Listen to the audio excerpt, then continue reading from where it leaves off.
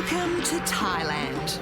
Tropical beaches, incredible beauty, and heaps of Aussies. Thailand is insane! You just wouldn't believe it! Every year, over 500,000 of us go to Thailand. Some to party, I've had 5 hours sleep in the past 72 hours. some to live. This is us, this is our lifestyle, and this is why we came to Thailand. I don't want to be anywhere else but here. And some to change their lives. I just feel like I am a complete woman now. Thailand is a country where adventure and drama go hand in hand. It's going to be a dream come true to jump that. Where anything goes while the good times roll. Words can't describe what I feel right now. Here on the island of Phuket is where most Aussies come to play. Every day is a new adventure. This is Thailand, like you've never seen it before.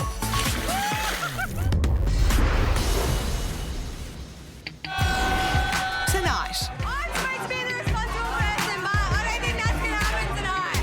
Phuket goes wild. How do you forget a face like this? Melbourne bodybuilder Rick's day from hell continues. Be nice to me. I've had a very bad day. Searching for paradise beneath the sea. Darling, get back to work, please. Go do something useful. You're cheeky. Hey, cheeky bastard. And a hero's emotional journey comes to an end. Yeah, this is one of the most important parts of Thailand.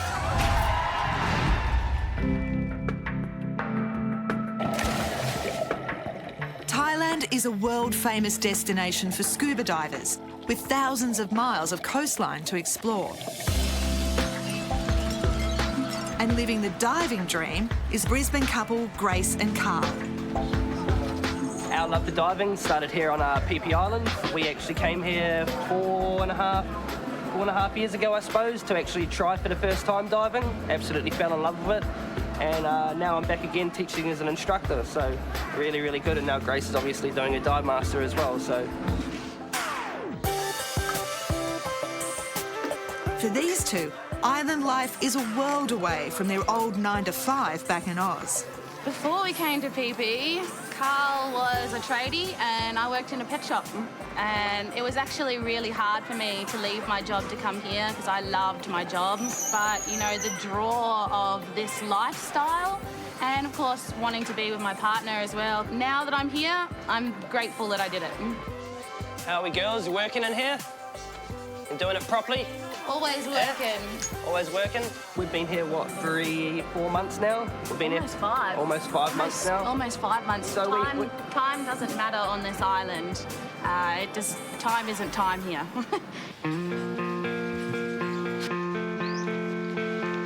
See, this would be the best thing about getting up in the morning and going to work. I guess back home you get stuck in that real monotony of going to work, coming home, cooking dinner, going to sleep, getting up, going to work, driving in traffic. Here it is. You get up in the morning and you want to go to work. Work isn't work. What I don't miss from home is traffic, number one.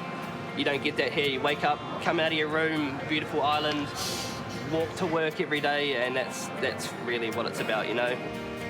Today, they're taking out a group of beginners for their first dive on an offshore reef. So, darling, for our first dive today, we're going to be diving feet and knock for our first dive. As a fully qualified dive instructor, Carl's the boss. But today, Grace, who's still a dive master trainee, will have to follow Carl's instructions.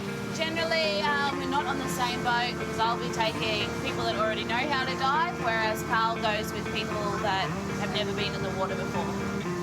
Because it is so busy and it's high season, ended up together today. So, luck of the draw. And to add even more pressure, he's the one who has to test her to make sure she gets them right. When I give constructive criticism, she definitely takes it as not constructive criticism, where the other DMTs will sort of take a listening to it and respond to it a little better. So that's sometimes harder to work with her underwater. I have to listen to him on the boat. I have to listen to him in the shop. But out of those areas, I don't have to listen to shit. Darling, get back to work, please. Go do something useful. He did not just wave his hand at me, did he? As Carl hits the waters with his newbie divers, It looks like it's going to be a very long day in paradise for Grace.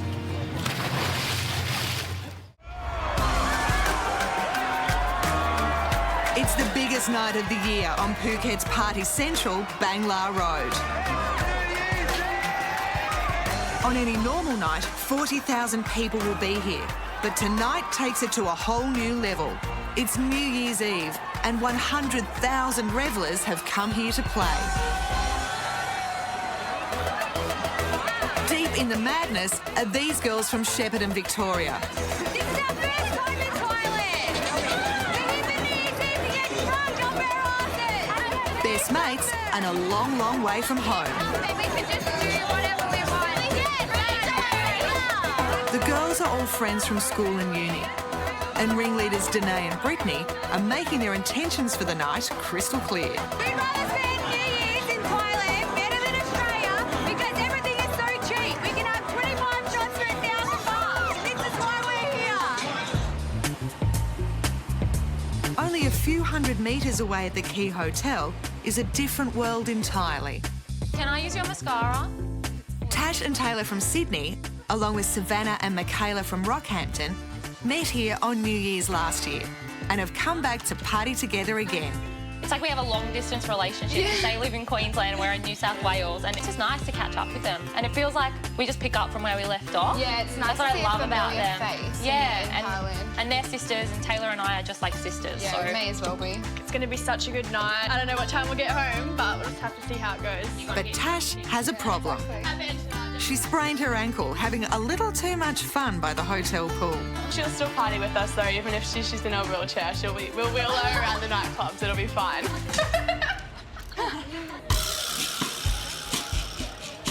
With hair and makeup done and Tash on crutches, first stop is a rooftop bar to get the night going. I think the only way you're going to survive tonight is with drinks. Really? Well, Maybe not. I hope not. yeah, I'll just go out and break my other ankle. Yeah. I'll survive because I have you girls. Yeah. We'll make it through. That will make it work. I mean, I'll just sort of, Lean on me. Taylor just carry me. But judging by the action down on the street, that won't be easy. It's only 9:30 and the Shepparton girls are well on their way. We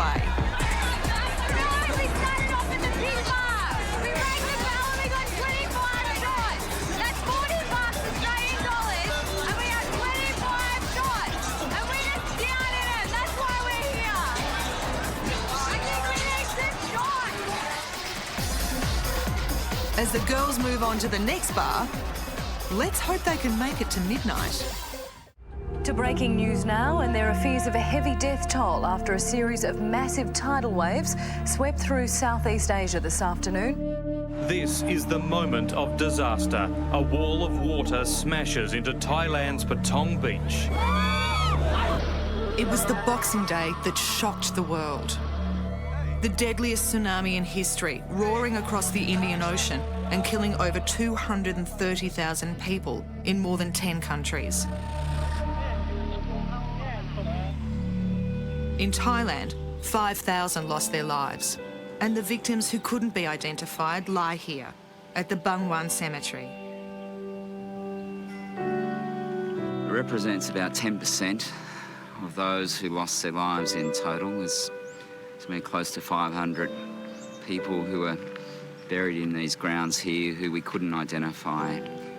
Former policeman Peter Baines was a key member of the international team of forensic experts whose gruesome job was to identify bodies after the wave. He's seen things that few of us could even imagine.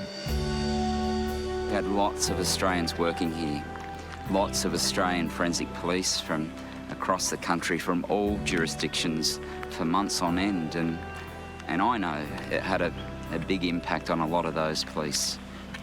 It's still a stark reminder that there's hundreds of families, most of who I believe are from Thailand, who never had the dignity of receiving their loved one back. 10 years on, it's still a tough place for Peter to visit. The Australians work so hard. You know, I just feel really sad that we couldn't return these people. And that was our job, and It feels like this is a reminder that we didn't finish it, we didn't do it properly. But Peter's work here would trigger something inside him that would soon change his life and many others to follow. He couldn't alter what happened in the tsunami, but he could change what happened next. It's 5 a.m. in the quiet town of Khao Sok, and 52 bike riders are preparing for the final leg of a life-changing journey. Guys, it's listen up, last morning today, and it's going to be a hugely emotional day, certainly for me, once we get to the temple, because 10 years ago today that I was working over here sending those poor souls home, and that is the start of what Hands is all about. Each rider has paid at least $10,000 to be here, the money going to an orphanage for tsunami victims built by Peter. So the mix of riders that we've got, they come from all different places, through corporate, through government, from, you know, mums who stay at home and look after their kids. And today, when we arrive at that orphanage and they see what they've ridden for, they see the kids that they've sacrificed so much for, it leaves a footprint on your heart. What we're doing is food for your soul. It's a hugely significant day. I feel incredibly emotional. You know, it's the 13th time I've led a bike ride here in Thailand for Hands, and it's this year was always going to be special.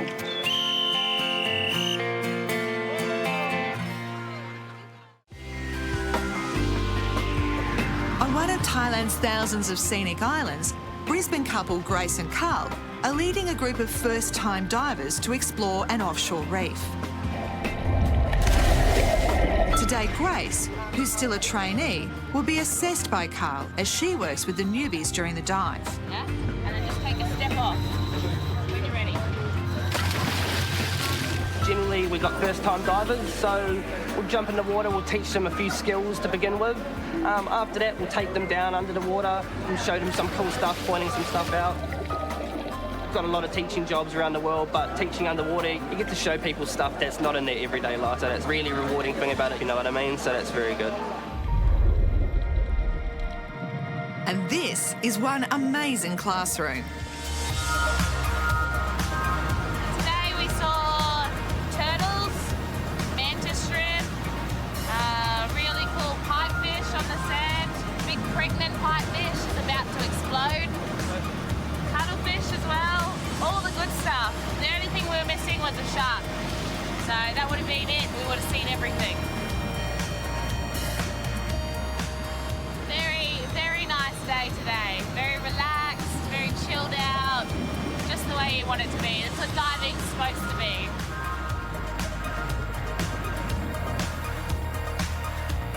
Because Carl and I know each other so well, when we're underwater I can tell when he's frustrated with me or when he's not as happy as he should be. So I can feel that tension underwater, and then I also get frustrated, and that's when it gets interesting. And then when we come up and we go to opposite ends of the boat, then you know something's happened. Today, Grace passes her tests with newbies and Carl with flying colours. Grace did really well, actually. Did well looking after the students today, made my life easier at the start of the dive, looking after me with all the skills and that sort of thing. No, she was doing all the right jobs at the right time, so no, that's the main thing is as long as she's providing what I need at the right time in the right place, it makes my life much easier, so she did well. Providing what I need at the right time, at the right pace. Very nice. You're cheeky, hey? Cheeky bastard. I never really thought it was going to be difficult for us as a couple coming here because our relationship is very strong. But I think that if you didn't trust each other, you would have serious problems on this island. Oh, yeah. There's a lot of girls walking around in skimpy bikinis, lots of hot guys, no shirts on. So if you don't have that trust in your relationship, of course, it's not going to last. You can look wherever you want as long as you eat at home. Exactly. Mate, there's a few things that you don't do in Thailand. One is motorbikes, one is jet skis, and one is play around with ladyboys. All three of them can get you into trouble. With every culture, they have their downsides as well. Unfortunately, They see a lot of Westerners as just walking ATM machines. They encourage you to drink drive, because if you drive drunk and you crash the bike, everybody earns. The police earn, the hospitals earn, and the scooter people earn. You lose out big time. Probably the number one scam experienced by Aussie tourists in Phuket is what is commonly known as the jet ski scam. There's a jet ski accident down the beach and the jet ski operators want 40,000 baht. It's just a little bit over the top. We go, Tamrot. Okay, police station. Okay. Very often they're renting you a jet ski that is already damaged underneath when you can't see it, so that when you bring it back to the beach, you're surrounded by these people demanding compensation for damage. Okay, you're going to hire a jet ski. They want your passport for security. Do not do that. Once they have your passport, they've got you. Because the smallest damage at the end of the day, or even if there's no damage at the end of the day, they won't give your passport back until you pay, and that can be a lot of money. It can be thousands of dollars. And you can't blame them for it. That's how they get by. That's how they survive. There's not much work going around, and how they put food on the table for their kids. Last week, we met Melbourne bodybuilder Rick. How do you forget a face like this? Through 2 hospitals, an ambulance ride and an MRI, Rick found out that falling off his motorbike hadn't quite caused the personal damage he thought. Everything is okay, okay? Try telling my mum. Your bread is not. His rented bike, however, didn't fare so well. My bike, you can see I hit the dirt. My biggest fear is returning the motorcycle to the rental company, and them turning around and saying I've got to pay for the whole bike. Now Rick has the cunning scheme to take the bike to get repaired before returning it, so that the rental company has no idea it's been damaged. Genius.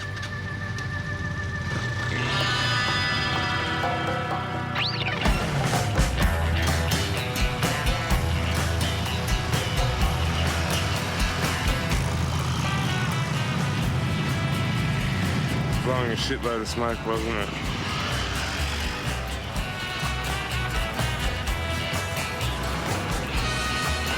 If the day can get any worse,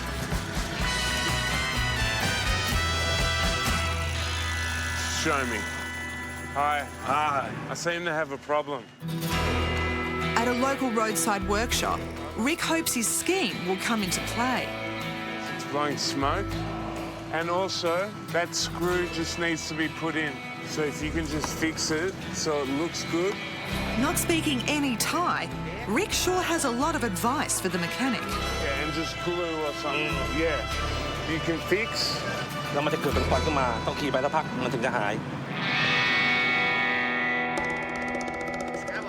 Trying to explain to the mechanic what the situation was and how to fix it, and the language barrier is 0. But through the international language of pointing and smiling, pretty soon Rick's day takes a turn for the better. Brand new, beautiful. They won't know nothing. Rick's pleased with the results, and he'll be even happier with the price. How much? Be nice to me. I've had a very bad day.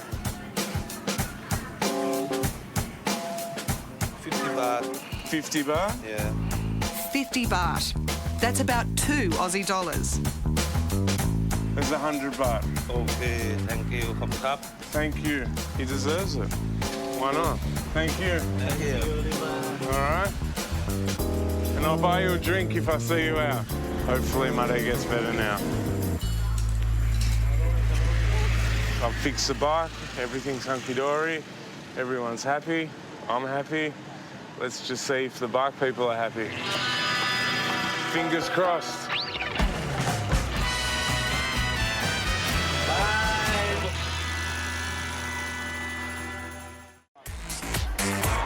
It's the biggest night of the year on Phuket's Bangla Road. While the party rages on the streets, the Shepparton girls, on their first time overseas, are hitting another bar. I want a drink. I need a shot. But they're struggling with the local currency. I don't know how much money I'm spending. This is the worst part. I have no idea. I don't know. They charge you different amounts all the time, and you go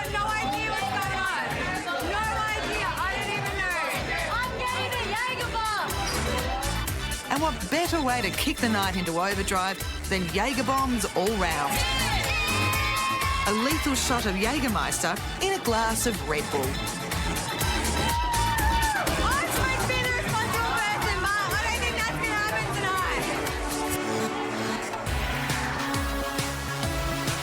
After living it up at the VIP section of Phuket's hottest nightclub, Seduction, our other besties, Tash, Taylor, Michaela and Savannah, are braving the crowds and heading to Patong Beach for the midnight fireworks.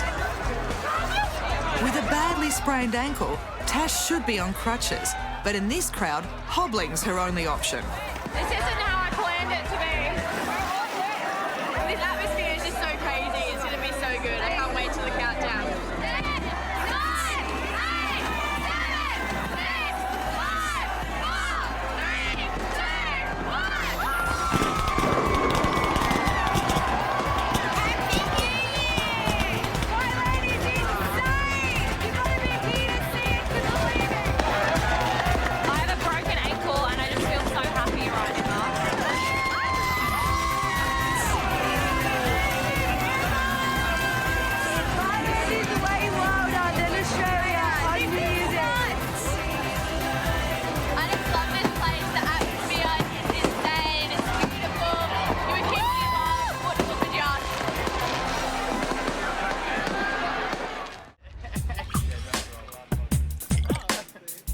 You've got to ask yourself, why do Australians come here? Look, the price of a beer for one. You can get a beer in a pub, $2 to $3. It's a big difference. You know, you come over here, you go to the 7-Eleven for a 40 baht, $1 beer, and what happens? You're in the sun, you have a second, a third, next minute you're drunk. Drink cheap alcohol and you get hammered. That's what happens here, except here they drink out of buckets. Yeah, buckets are strong, very strong. There's about half a dozen shots of alcohol in each bucket, and they cost around about $5. You actually pour the alcohol into the bucket and pour everything else in, and then you just chuck a straw in and you drink it out of the bucket. It's like an ice bucket filled with a variety of concoctions, unfortunately some of them dangerous, designed to give people a hit straight away, and you can get very sick from that. The thing about those buckets that they give you over the bar, you don't know whether they're putting alcohol or petrol or whatever's in it, so it's a bit of a lucky dip. From now on, we're sticking to nature's finest, and we're sticking to the old coconuts, fresh from the tree, not behind the bar. Cheers.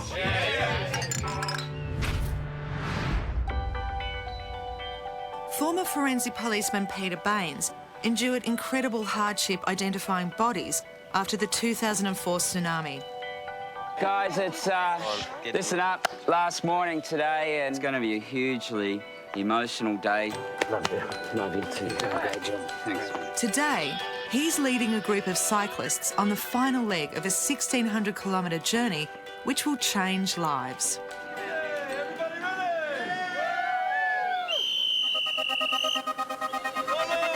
Each rider has paid at least $10,000 to be here. The money going to the Tsunami orphanage, which they're riding to today. Yeah, it's just the emotions building. You know, as the closer we get to the kids, you can see it in the group. Everyone lifts, rides a little bit faster. It's like they got the wind behind them. Along the way, they've visited other orphanages also set up by Peter. And together, they've raised over $1.5 million this year alone. So a short run in and it'll be good, real special. 5 kilometres from the orphanage, the group makes its final stop. This is the temple of Wei Yan Yo, which acted as mortuary base for the forensic detectives to do their work. And all of a sudden, the true meaning of what this group has been riding for begins to hit home. It means a lot being here where Pete first came and knowing the story. You know, he could have never unseen what he saw. So for us, it means a lot, and it's an absolute honour and privilege to share this with him and each other. It means everything. Peter's son Jack has done the ride with his dad every year since he was 12. Oh, Dad's been great. He's looked after everyone. He's led the group so well. Yeah, I love him. this is, one of the most important parts of Thailand. It's, where the journey of so many people, families, ended years ago. And from that, hands has grown, and, there's been a lot of wonderful things to come from it. But, the memories and what this place represents for me is, it's never far away, and as I know it's for the Thais, that it's just, it's a special place, a special day. But as emotional as this is, the group still has 5 more kilometres to get to their final goal, the orphanage. Fingers crossed. Melbourne bodybuilder Rix had a hell of a day. After an earlier bike crash, he's been to 2 hospitals to fix himself and a local mechanic to fix his bike. But now, even though he's covered in bandages, naughty Rick wants to return the bike to the rental company without telling them it's been damaged.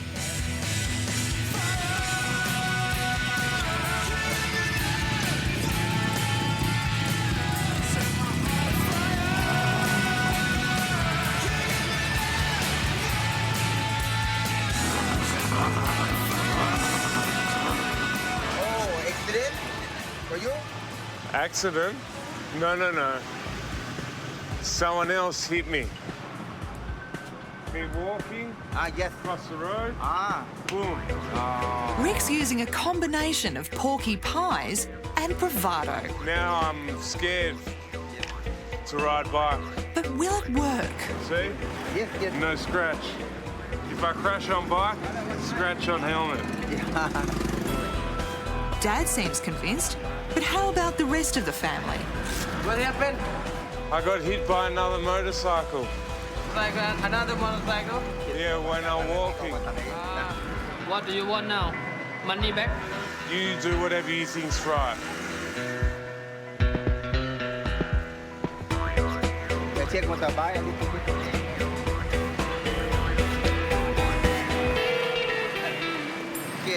Okay, no problem. No problem?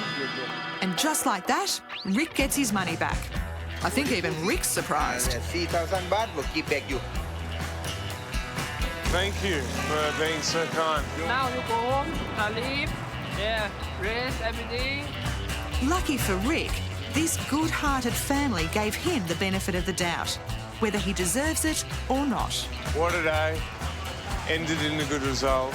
They were happy with the condition of the bike, and I think I did the right thing. Fixed the bike and, did everything I should have done, and my mum taught me to do. Now I just got to worry about the condition of me.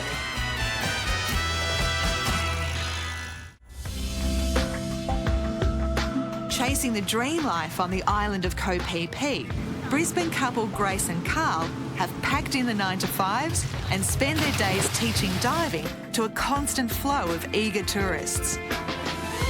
But this is only one side of life on Koh Phi Phi. At night,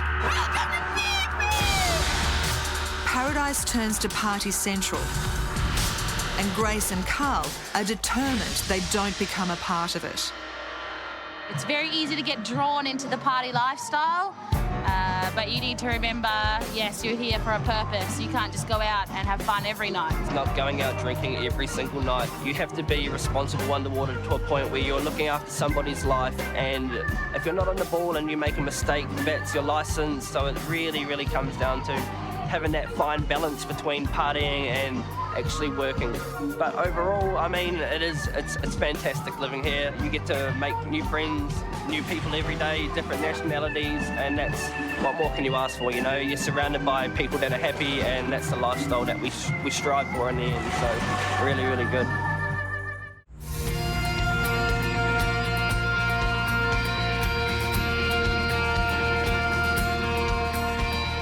It's been up to 1,600 emotional kilometres through Thailand's majestic countryside. And at last, Peter Bain's group of charity riders is about to arrive at their destination.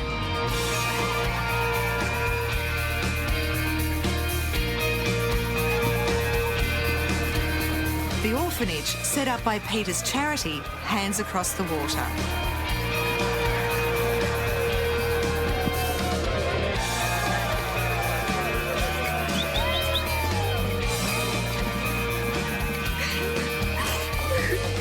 This emotional outpouring of happiness, of relief, of accomplishment, and I got to tell you, I've ridden 13 times here in Thailand. Each time getting off the bike, it's never, okay, well, that's done. It's always an incredibly emotional experience, and it's the emotion within the entire group that it builds upon itself, it feeds upon itself, and it's just something that's so special. It's why the ride in its entirety works so well. It warms your heart. You know, I've been here so many times, but it never gets old. It never gets old. I love it. They're absolutely precious. This is the real reason why Peter is here and why he's brought these riders with him. A journey that doesn't just give to the people making it, but to those they meet along the way. Working over here, I knew it wasn't my role to change what had happened to them. I couldn't bring their parents back, but I felt I could change what happened next for them. And that was what led to Hands, that there was the capacity to do something. I didn't have the answers. I didn't even know what the questions were going to be. But starting, when you take action, clarity comes.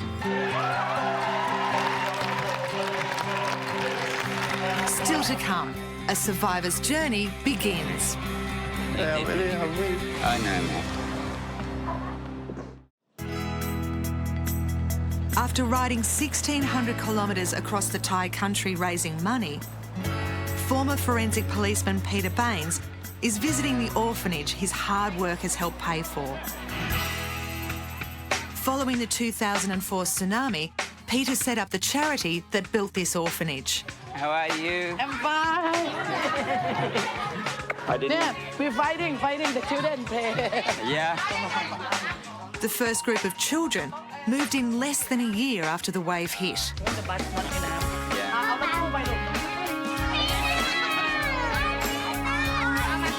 To the kids who live at Bantham Nam Chai, who came to us after the tsunami, they lost everything. They lost their homes. Many lost their brothers and sisters. They all lost their parents, and without Hands, I don't know where they'd be living.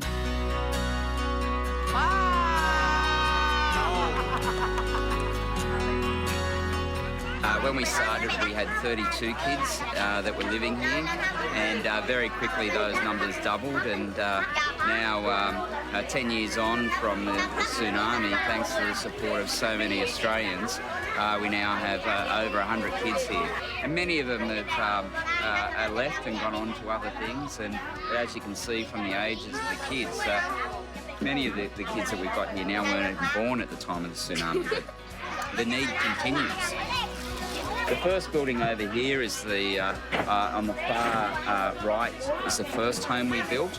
Then the home just behind this building here is the second home, and upstairs is the bedrooms for the kids. So downstairs is a bit of a communal area where visitors are welcomed and greeted into here, and over here on the wall we've got the gloves that represent the first ride in 2009. They're happy homes. They're filled with light, they're filled with colour, and thanks to the gorgeous staff we have, they're filled with love. Sawadee Krap. Sabadi Mai. This is the girls' home, and you can see how beautiful and clean all the girls keep it. The kids have their own wardrobe and bed, and as I say, it's a beautiful place, and you know, I actually don't like calling it an orphanage because it's a home. You know, it's a home that just has a lot of children. That's all it is. So.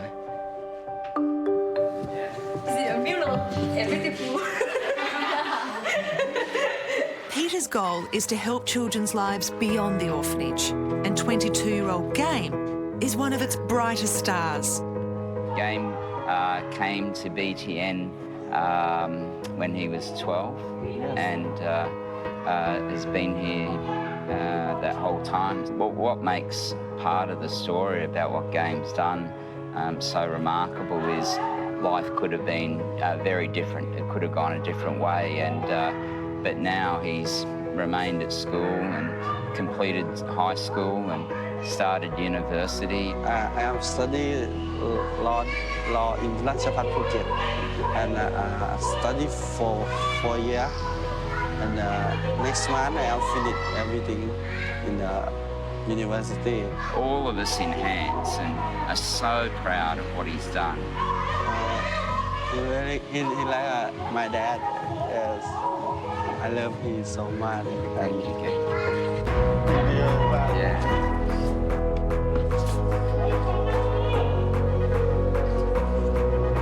You okay? Yeah, you did. Really hungry. I know, man.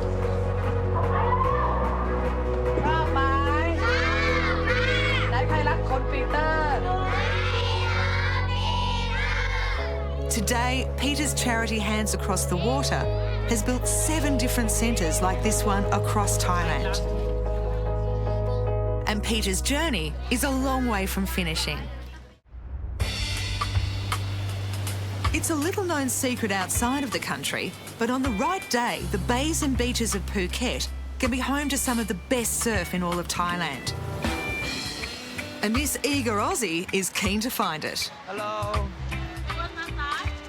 Maybe later, yeah? Well, my name's Rick Olorenshaw. I'm 42, even though I think I'm probably still in my 20s. I guess a lot of people back in Australia, especially in the football states, know me as a footballer from Essendon. I played the 93 flag. Since my footy days, I've worked in sports management, and I've always loved coming to Asia, but I always had a thing in my head where I wanted to spend more and more time there, and that's what I've done. I've now decided to share my time between Bali and Australia and make occasional trips to places like Thailand. Yeah, good, yeah, very good, yeah. How nice is it? For me, the best thing about Thailand is the people watching. I can put myself on a corner, I don't even have to have a beer, I can have a cup of tea, and just watch people walk past. You just see the most interesting things that blow your mind. Lady boys walking past, you know, holding hands with some big Russian bald guy, you know. It's just like watching a great show on TV, but it's real. But today, Rick's got a foolproof plan to find some surf. Oh, well, it's a beautiful day, so I'm looking at it at the moment, it's dead flat. But if I head down south, I reckon I might find a wave somewhere. That'd be the ultimate. If I can get a wave somewhere this afternoon, then have a coconut on the beach, ultimate day. But without ever having surfed here before, Rick's flying blind as to where to go. Yeah, I met a fella from Sydney a couple of nights ago, and he's the one who's telling me there's waves here. And he showed me a picture on his phone, actually. It was overhead high, and it was A-frame peak, and I thought, OK, he's telling the truth, but he's gone missing in action today. I haven't been able to find him. The coastline of Phuket is a tricky maze of bays and headlands. While one beach might have no waves at all, the next might have perfect surf.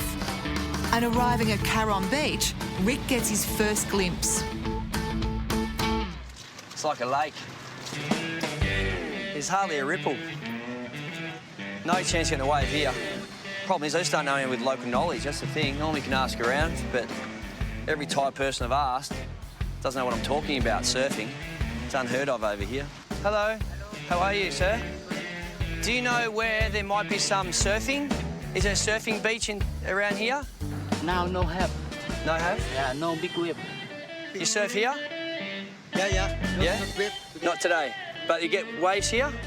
Yeah. Yeah? And it's called Kata Beach. Kata Beach? Kata Beach, Kata Beach. So Kata Beach that way? Kata Beach, yeah. That's awesome. There are waves here. So the intel I've been getting is true. There are waves in Thailand. But it just may take a bit more searching to find them. Well, that was good news.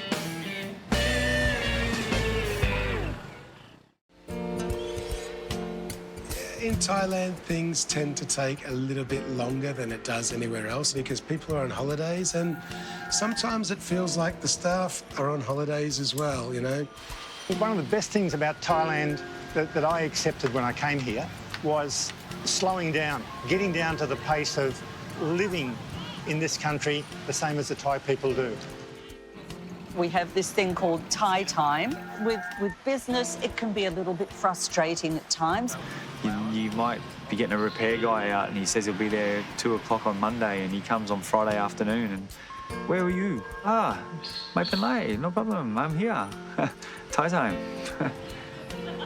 They have no concept of time, but you accept it. And you accept their, you know, the way they are. Otherwise, it would make you mad, so then why live here? It's not that they are right or they are wrong or we are right and they are wrong.